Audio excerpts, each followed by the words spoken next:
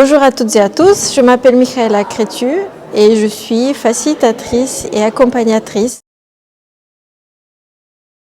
J'ai commencé dans la communication, en fait j'ai des études de com et de relations internationales et politiques comparées. J'ai longtemps travaillé dans l'ESS, l'associatif, en tant que chargée de communication, chargée de projet, voilà, un peu des postes aussi plus transversaux mais qui avaient toujours un volet de com. Et j'ai voyagé aussi dans plusieurs pays, j'ai vécu et travaillé dans plusieurs pays. J'accompagne des structures à la gouvernance partagée, à l'intelligence collective, aux pratiques collaboratives.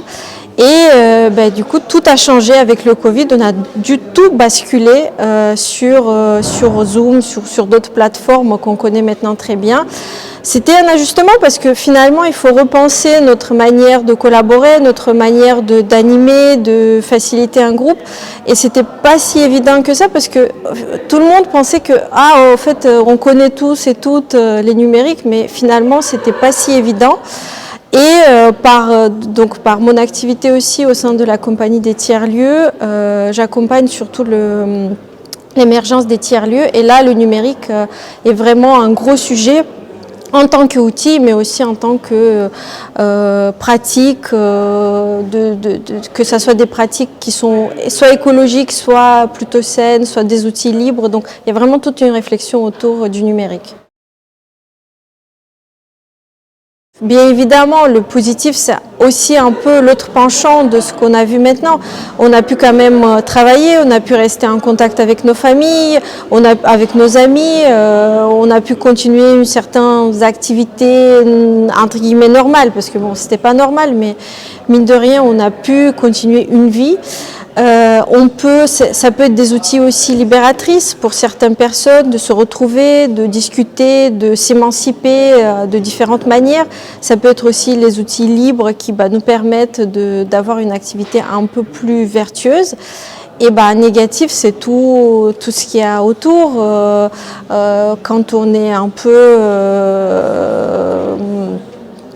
addict au numérique, quand ça se passe mal, quand on utilise à travers et à tout va ces outils sans se poser des questions, est-ce qu'on a besoin, on n'a pas besoin. On a vu aussi un peu, du coup, avec le Covid, on a vu aussi l'autre côté en se disant que maintenant on bascule tout sur le numérique sans se poser la question, est-ce de temps en temps c'est mieux quand même de se rencontrer à vrai, ou à vice versa, de temps en temps c'est mieux de se rencontrer sur Internet. Le moment où je m'investis dans mon activité, de trouver des projets intéressants qui me passionnent parce que du coup ça m'intéresse aussi de m'investir dans des projets qui sont sains pour l'humain ou pour l'environnement, d'allier un peu mes pratiques militantes avec ma pratique professionnelle. Mais j'avoue que pour l'instant, le gros projet d'avenir serait peut-être de sortir de la crise. Je pense que c'est facile de dire, mais ne pas se décourager. Mais bon, c'est toujours facile de dire de l'extérieur. Mais de continuer toute activité bénévole, s'impliquer dans des projets de notre ville, rencontrer des personnes, aller dans des événements, peu importe. Mais en tout cas, ne pas se couper de ce monde qu'on dit professionnel. Mais moi, personnellement, parce que depuis mes 16 ans, je suis engagée dans différentes associations, je dirais d'avoir une activité bénévole, de s'impliquer dans une asso parce que ça nous permet déjà de ne pas être isolés, ça permet d'acquérir aussi des compétences qu'on pourrait peut-être par la suite exploiter dans notre carrière de travail.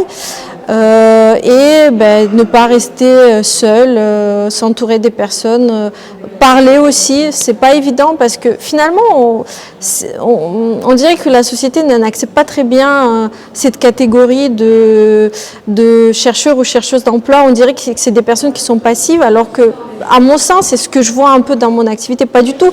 C'est des personnes qui ont des projets, c'est des personnes qui initient des choses, c'est des personnes qui s'investissent dans une asso.